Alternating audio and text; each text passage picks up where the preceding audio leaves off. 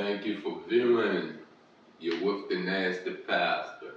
And before we get started into the fall of America, please, if you're not on my YouTube channel, please go to my YouTube channel.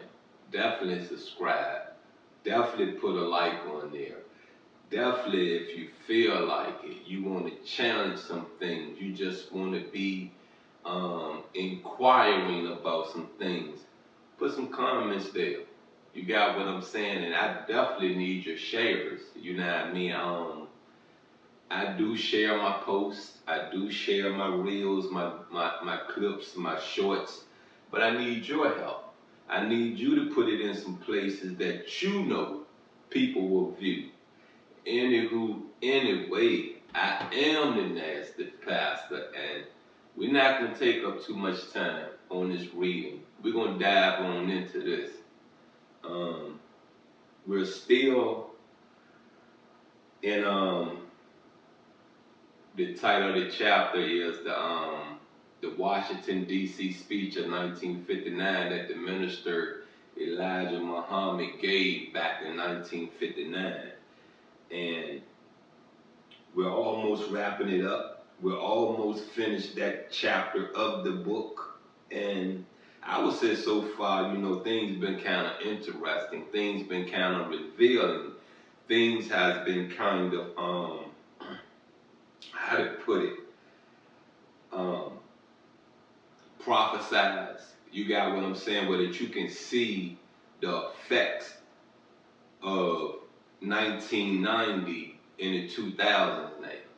Everything that was put in place in 1990 to destroy the black community, to cripple America, you could see the effects of it in the in the new millennium. Let's get into this reading. If you listen well, you can hear the screams of Negro co-ed in Tallahassee as she vainly begs her 4 white abductors to leave her virtue intact. If you listen a little longer, you can hear the pleas of a Milwaukee black mother as she begs police to free her 6- and 7-year-old daughters from a white abductor who held them captive and took carnal liberties with them for over an hour. These acts of carnage must come to an end. To that end, I suggest the following. First, we must discipline our women. If any of them are so blind as to consort with our oppressors, then we must take counsel among ourselves and with her. I'm going to pause this right quick, you know what I mean? And I just want to say this, you know. One thing that I've always loved about Islam, you know, when you see it presented to you the right way, there's a lot of discipline in it. You got me?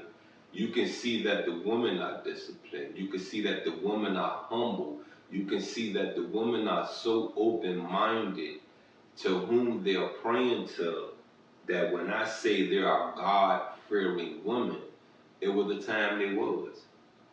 See, pain, hurt, you got me? Pain, hurt will alter your thinking, will alter your direction in life. And I just say this, you know what I mean? I'm to blame. You know what I mean? I be the first to raise my hand. I'm to blame. I put some of that hurt in some of these women, you know, in America.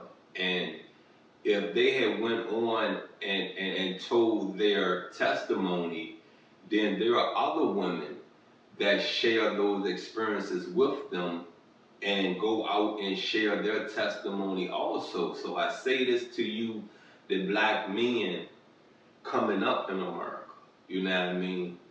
Treat our women with some respect. Treat our women with care.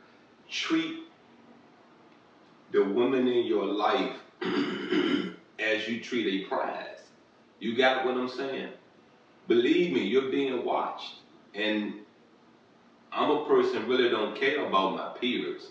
I'm a person that really don't care about the onlookers. You got what I'm saying? But I care about whom I pray to feel about my actions. You got me? I care about how my children feel about my actions. You got what I'm saying? So I say this to you, we have all made mistakes, but let's build on our mistakes. Let's make sure that we're teaching our young. You got what I'm saying? We're teaching our young. We're leading by example, which means we're showing our young, hey, this how you handle this situation. This how you give love to this person. This how you walk away from that hatred in that person. See, when you find a woman out here that's been broken, that's been scorned, that is full of pain, that is full of hurt, sometimes it's for you to walk away from that woman because that woman gonna lash out at every man she meet. She have to somewhere, what's the right word? Nurture her pain back into love. And some women just not gonna do that. They're gonna close that door on love, and they're gonna hurt a man at every turn they get. So when I say to you again, we are gonna figure out where the fall of America, the things that was put in place, the things that has happened that help America to fall. And I would say that's something. You got what I'm saying? That's something to look at. The way you treat people, the way you treat women, the way you treat men. You feel me?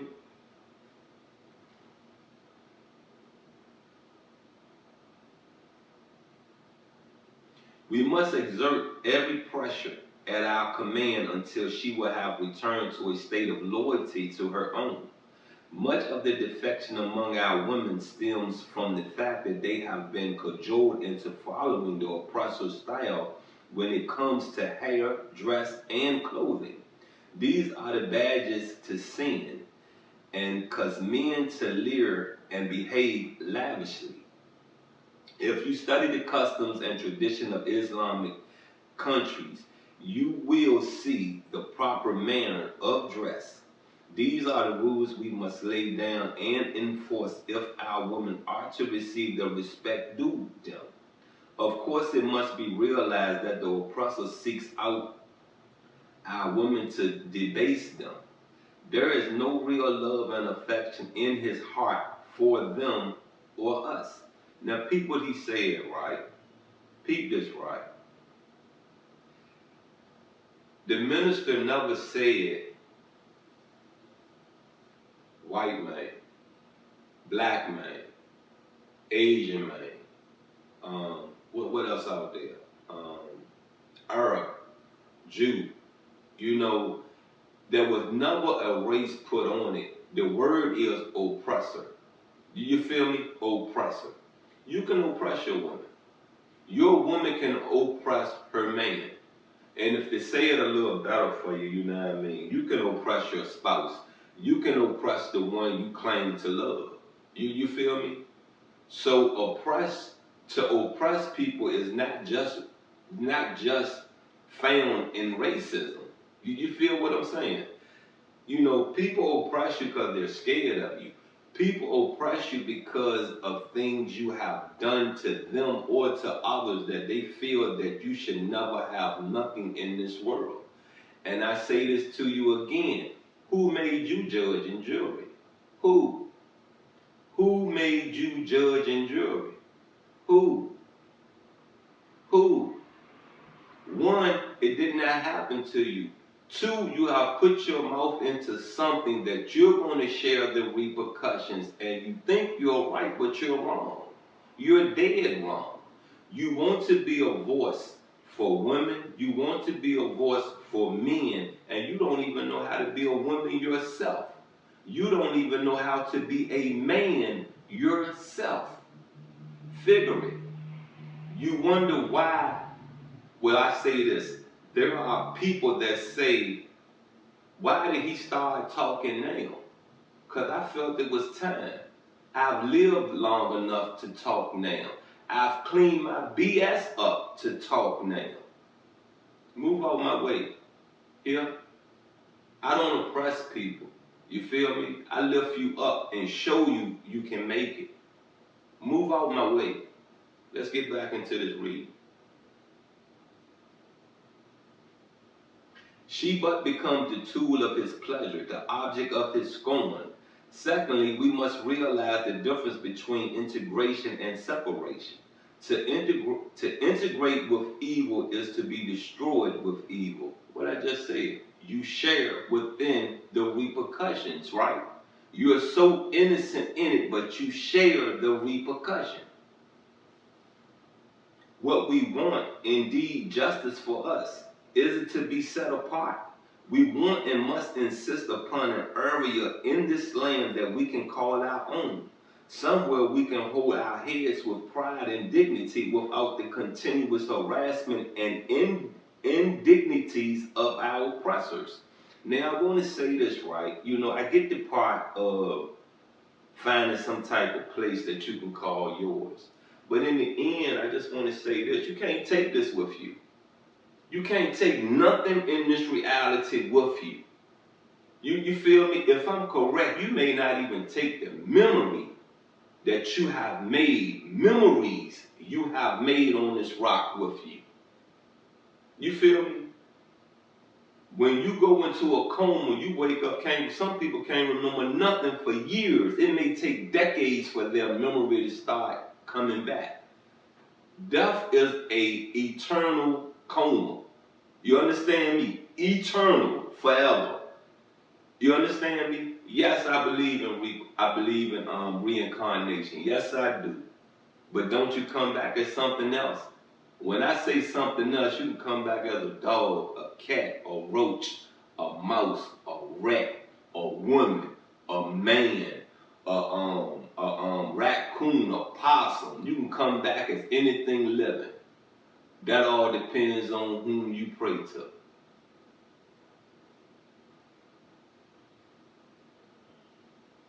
Thirdly, we must realize that we're, as the black man in Africa is our brother. Our central responsibility is with the black man here in the wilderness of North America. For us to expend our energies pleading for the cause of Africa is like a blind man pleading that his fellow blind man be given eyes with while he continues to stumble in darkness. What do you take out of that? Because see, the minister is explaining to you that we may be in America, but Africa, those are our brothers and sisters. You got what I'm saying? That's what I'm understanding. And then I'm understanding that to put a lot of energy into fighting for Africa when there's no one fighting in America, you know what I mean? What's the purpose? What's really the purpose? You feel me? It's a lost battle. It's a lost cause. If we're going to claim each other as brothers and sisters, then we need Africa to stand up for America, and America need to stand up for Africa. The solution to all these problems lies in a clear-cut understanding of the truth. I have come to bring you that truth. Now I spell it out so that even the children among you may know the nature of tomorrow. First of all, you must know the truth about God and the devil. You understand me? If you could figure that out, if you could trust a book, if you could trust a minister, and you could figure that out, God and the devil, I guarantee you life be so pleasant. I guarantee you would not have a lot of bad decisions you have made in your life. Their nature is evil. They are incapable of doing good. Secondly, I must tell you the truth about the day of judgment. You have been taught that one day the dead in God shall rise again. You have taken that to mean that people will get up from the graveyard and walk about. That is so much nonsense. Properly read, the resurrection means that we, the black men of North America, will rise from mental death. Come on now. I love it. I love that. You get me? Mental death. Realize who we are. Discover who God is. Name the devil for the beast that he is. Then, like Joseph, go on to become master in the land wherein once we were slaves. Look, that's the end of that chapter. That chapter reading was the Washington, D.C. speech of 1959, and honestly, that was chapter 1. You got what I'm saying? And we will be, when we resume, we will be getting into chapter 2, which is Dawn of a New Day. Now, I just want to say this to you, and really, reiterate and really give you an understanding that please go get your education about whom you pray to. Please go get your education about Satan, the devil. Please. If you're already educated, and I say this to you again, if you're already educated about it, lead by example. You got what I'm saying? There are some things about religion I already knew, but there are some things that was going on in my life that I was not going to stop. You feel me? Yeah, it makes me wrong. You got me? I'm not defending myself to try to make you feel that I'm right in the decisions I made. No, I was dead wrong. You got what I'm saying? But the righteousness come in it when you realize it and you change your ways and you start walking in that light. You get me? Like it was told to me, right? You shouldn't wait to repent. But if you repent on your deathbed, you got a good chance. You may have a 99% chance of getting into heaven. And anyways, I am the Nasty Pastor. Please go to my YouTube channel at the Nasty Pastor. Like, share, subscribe, comment, and you know something? I love you. I'm out. We're in the halfway point of 2024. Please, start now. Start today. After you finish viewing this, start preparing for 2025.